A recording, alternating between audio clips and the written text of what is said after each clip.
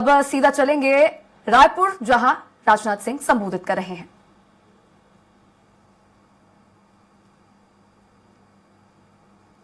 छत्तीसगढ़ की है, इस सच्चाई को भी जानता हूं।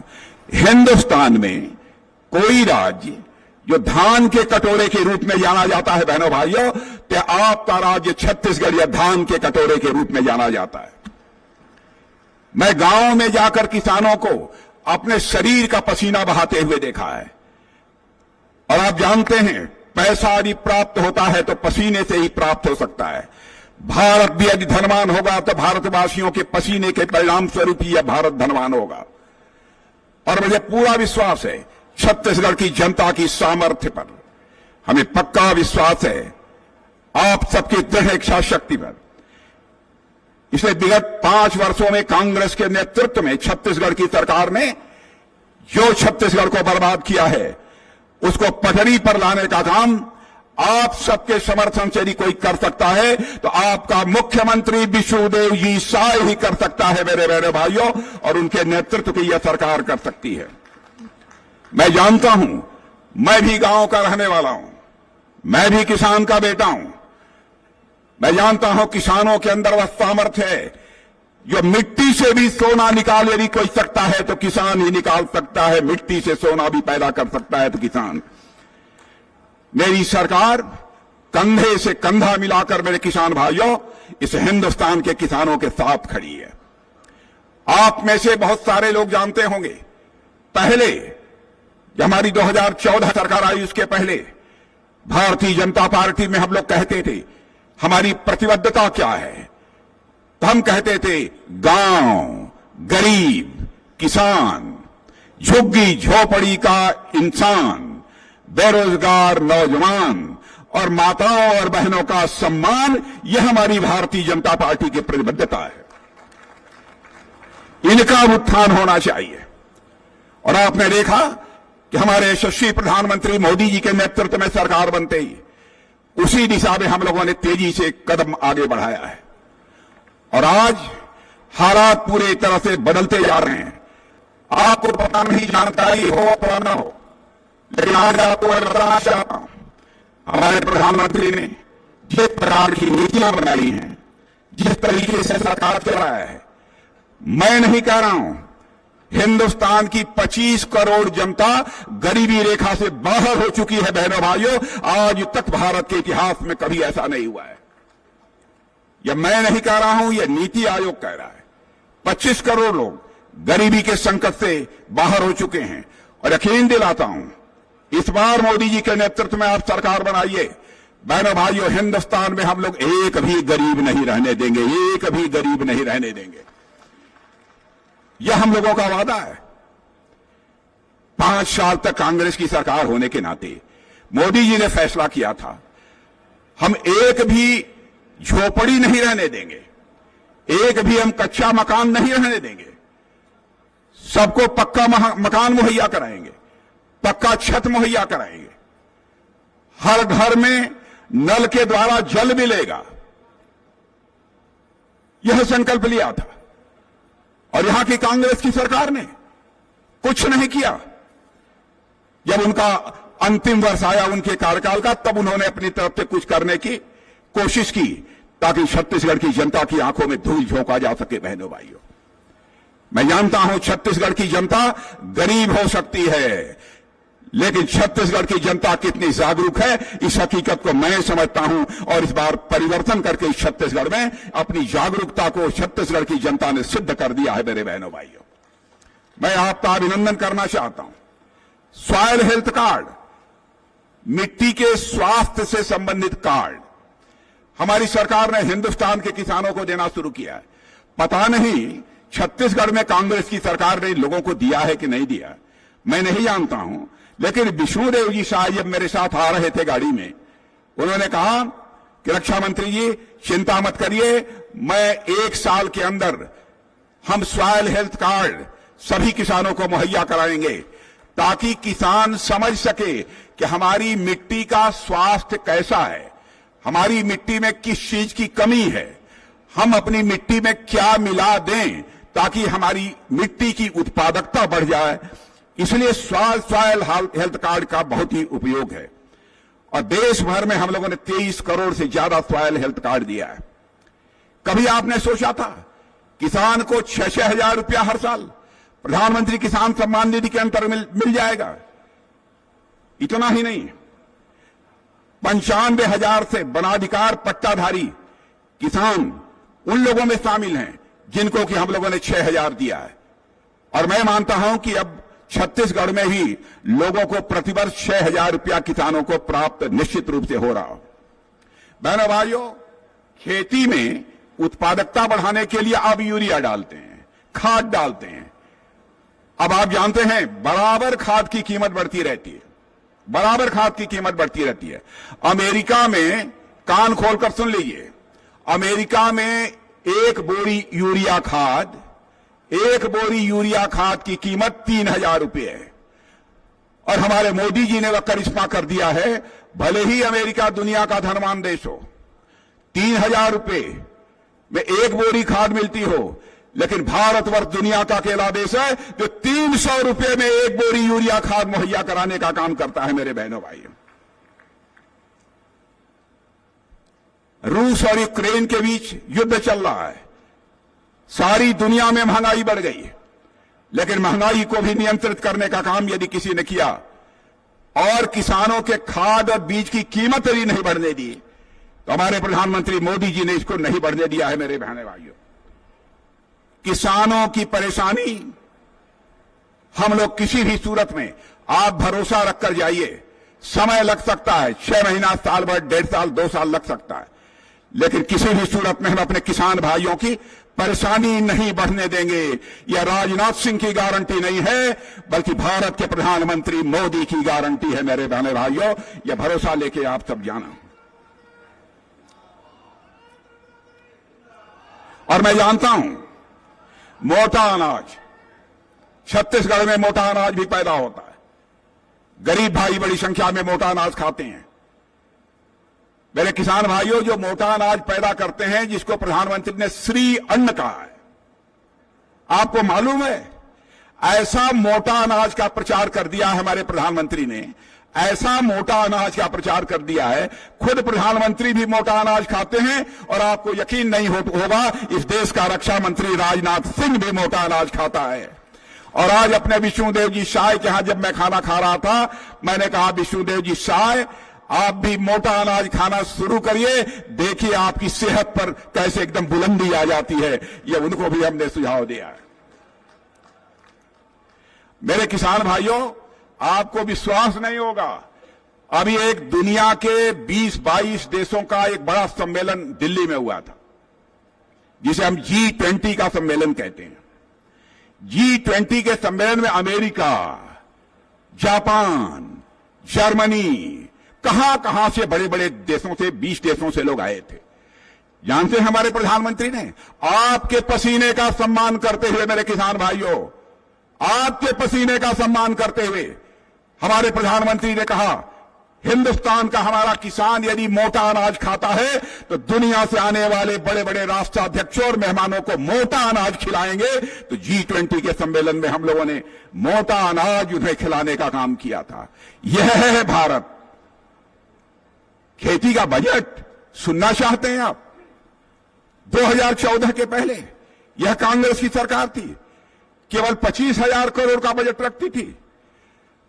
आज हमारे प्रधानमंत्री ने इस बजट को बढ़ाकर 5 गुना 1,25,000 करोड़ रुपए कर दिया है। मेरे बहनों भाइयों, आपके लिए किया है।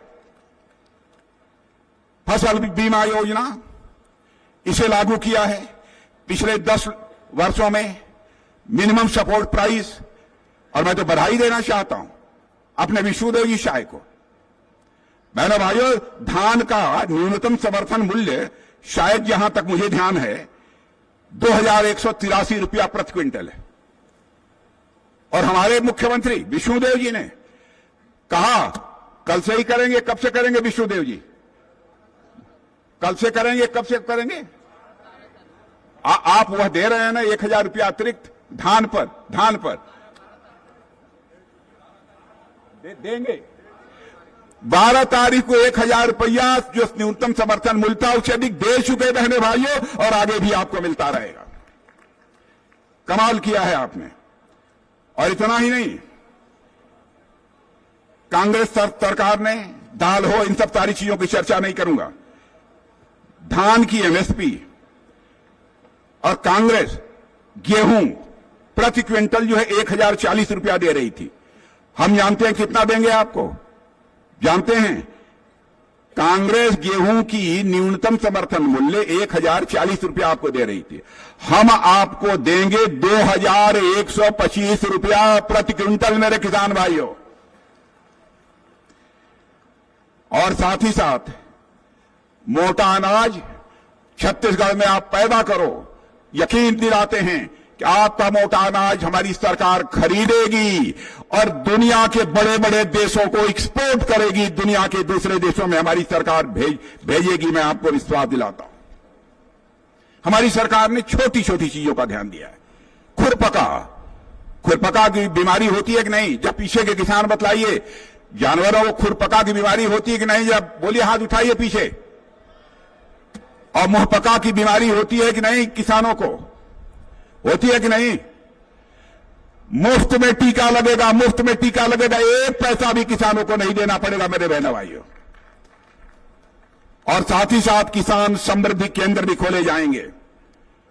कैसे किसान खुशहाल हो सकता है, इस संबंध में विस्तृत जानकारी आपको किसान समृद्धि केंद्रों से प्राप्त हो सकती है। मैं तो दावे के साथ कह सकता हूं, किसान का बेटा होने के नाते, बिना किसान के और बिना गांव के विकास के भारत के विकास की कल्पना किसी भी सूरत में की ही नहीं जा सकती मेरे बहनों भाइयों। मेरा यह पक्का विश्वास है। अब आपको जानकर खुशी होगी, मेडिकल कॉलेज जितने थे उससे 2 गुना से अधिक हम लोगों ने बढ़ा दिया। क्यों? कि गांव के लोगों का भी वहां इलाज हो सके, विधिवत इलाज हो सके। आदिवासियों की शिक्षा के लिए एकलव्य विद्यालय भी खोल दिया। कांग्रेस के समय यह सब सारे काम नहीं हो पाए। पीएम विश्वकर्मा योजना हम लोगों ने प्रारंभ की, कर्ज दे रहे हैं। यहां तक कि पटरी पर काम करने वाले स्ट्रीट वेंडर जिन्हें कहते हैं, उनको भी कर्ज मुहैया करा रहे हैं। 78 लाख लोगों को कर्ज मुहैया कराया है मेरे बहनों भाई हम लोगों ने। और आदिवासी भाइयों के लिए किसी ने बिरसा मुंडा का सम्मान नहीं किया। हमारे महापुरुष बिरसा मुंडा का सम्मान किसी ने नहीं किया। पहली बार 15 जनवरी को बिरसा मुंडा जयंती के रूप में मनाने का फैसला यदि किसी ने किया है तो नरेंद्र मोदी की नेतृत्व की सरकार ने किया है। बहनों भाइयों, मैं दावे के साथ कहता हूं, जहां सारी उम्मीदें खत्म हो जाती हैं, वहीं से हमारे प्रधानमंत्री मोदी की गारंटी का सिलसिला प्रारंभ हो जाता है। जहां सारी उम्मीदें खत्म हो जाती हैं, वहीं से हमारे प्रधानमंत्री मोदी की गारंटी का सिलसिला मेरे बहनों भाइयों समाप्त हो जाता है। अभी सोलर पैनल लगेगा। और ध्यान से एक बात मेरे किसान भाइयों आप लोग सुन लेना, और मैं अपने मुख्यमंत्री जी को भी कहना चाहूंगा, कुछ ही वर्षों में सोलर लाइट की हम लोग व्यवस्था करने जा रहे हैं। सोलर लाइट, सूर्य से रोशनी पैदा करने की व्यवस्था करने जा रहे हैं। 300 यूनिट तक की बिजली आपके लिए फ्री कर दी जाएगी मेरे किसान भाइयों। 300 यूनिट की बिजली फ्री कर दी जाएगी, यानी आपका बिजली का बिल 0 हो जाएगा। और आपने डबल इंजन की सरकार बना दी है, छत्तीसगढ़ में भी भाजपा की और केंद्र में भी यदि भाजपा की, तो बहनों भाइयों जो भी हमने वादे किए हैं हर वादा पूरा किया होगा। आप कल्पना करिए, क्या कोई प्रधानमंत्री कभी देश के प्रधानमंत्री ने सोचा, किसी भी दल का रहा हो, जैसे गरीब माताएं बहनें होती हैं उनकी भी इज्जत और अस्मत होती है।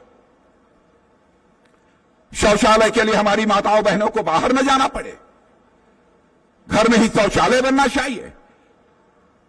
इस प्रकार की संवेदनशीलता आपको किस प्रधानमंत्री में देखने को मिली है? एक ही प्रधानमंत्री है, भारत माता का लाल, वह नरेंद्र मोदी, जिसके अंदर यह संवेदनशीलता रही है। और मैं आपको बधाई देना चाहता हूं विष्णुदेव जी साहब, आपने करिश्मा किया है। महतारी बंधन योजना प्रारंभ कर जो कल से करने जा रहे हैं, महतारी बंधन योजना हर महीने हमारी माताओं बहनों को 1,000 रुपया, हर महीने 1,000 रुपया, पूरे साल में 12,000 मिलेगा। करिश्माई काम किया है भारतीय जनता पार्टी। मेरे बहनों भाइयों, हिंदुस्तान की एक ऐसी पार्टी है जो कहती है वह करती है। कांग्रेस परिवारवाद, भ्रष्टाचार, तुष्टीकरण की राजनीति करती है। भारतीय जनता पार्टी इंसाफ और इंसानियत की राजनीति करती है। मेरे बहनों भाइयों, हम लोग नए भारत का निर्माण कर रहे हैं और मैं कहना चाहता हूं नए भारत का निर्माण होने जा रहा है। लोगों के पास मोबाइल पहुंची है। आपकी यह मोबाइल पहले दुनिया के दूसरे देशों से आती थी। अब 92%, 100 में 92 मोबाइल भारत में बनती है और भारतवासियों के हाथों से बनती है। मेरे बहनों भाइयों, छत्तीसगढ़ के नौजवान भी अब मोबाइल बनाने का काम करते हैं। चौड़ी चौड़ी सड़कें बन रही हैं, नई रेलवे लाइंस बन रही हैं, तरह तरह की चीजें हो रही हैं, किसी चीज की कमी नहीं है। मैं आप सबसे यही कहना चाहूंगा मेरे बहनों भाइयों, हम लोगों का संकल्प है एक विकसित भारत बनाना और हमारा चरित्र एक और है कि हमने जो कहा है सो किया है। हम लोगों ने कहा था ना, जिस दिन हमको भारत की संसद में स्पष्ट बहुमत मिल जाएगा, अयोध्या की धरती पर भव्य राम का मंदिर बनने से दुनिया की कोई ताकत रोक नहीं पाएगी।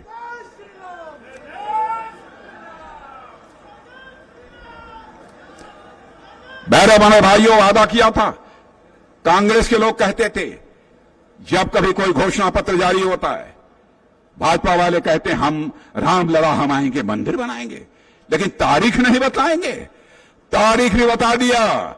यहां तक कि अपने रामलला की 22 जनवरी को हमारे प्रधानमंत्री ने प्राण प्रतिष्ठा भी कर दी। मेरे बहनों भाइयों, रामलला अपनी कुटिया से चलकर मेरे बहनों भाइयों अयोध्या में अपने महल में आ चुके हैं। हिंदुस्तान में अब राम राज्य का सिलसिला प्रारंभ हो जाएगा, मैं आपको विश्वास दिलाता हूं। आज भारत नए युग में प्रवेश कर रहा है और आज आप लोगों में से शायद बहुतों को जानकारी न होगी। पहले हालत यह थी भारत की, दुनिया में कोई मीटिंग होती थी, अंतर्राष्ट्रीय मंचों पर भारत कुछ बोलता था तो दुनिया हमारी बातों को बहुत गंभीरतापूर्वक नहीं सुनती थी। कहती थी भारत गरीबों का देश है, क्या दम है भारत में, क्यों हम भारत की बात सुने। लेकिन बहनों भाइयों, कान खोलकर आप सुन लेना, पहले भारत की बात अंतर्राष्ट्रीय मंचों पर कोई सुनता नहीं था, लेकिन आज भारत यदि अंतर्राष्ट्रीय मंचों पर बोलता है तो सारी दुनिया कान खोलकर सुनती है भारत बोल क्या रहा है। यह भारत की हैसियत बनी है, यह भारत की हैसियत बनी है। और सारे दुनिया के राष्ट्राध्यक्ष कहते हैं 21वीं सदी इस हिंदुस्तान में, इस दुनिया में सारे राष्ट्राध्यक्ष, बड़े बड़े देशों के राष्ट्राध्यक्ष बोलते हैं 21वीं सदी दुनिया में यदि किसी देश की होने जा रही है तो हमारे और आपके भारत की होने जा रही है। मेरे बहनों भाई, और हमारे प्रधानमंत्री का कद दुनिया में कैसा बना है उसे सुनना चाहते हैं। एक घटना बतलाता हूं, रूस और यूक्रेन के बीच लड़ाई चल रही है 2 साल से। रूस ने जब यूक्रेन देश के ऊपर मिसाइल छोड़ना प्रारंभ किया तो हमारे लगभग 26,000 बच्चे भारत के वहां पढ़ते थे। उनके माता पिता जो भारत में रहते थे, उन्होंने कहना शुरू किया, ए मोदी जी, चाहे जैसे भी हो हमारे बच्चों को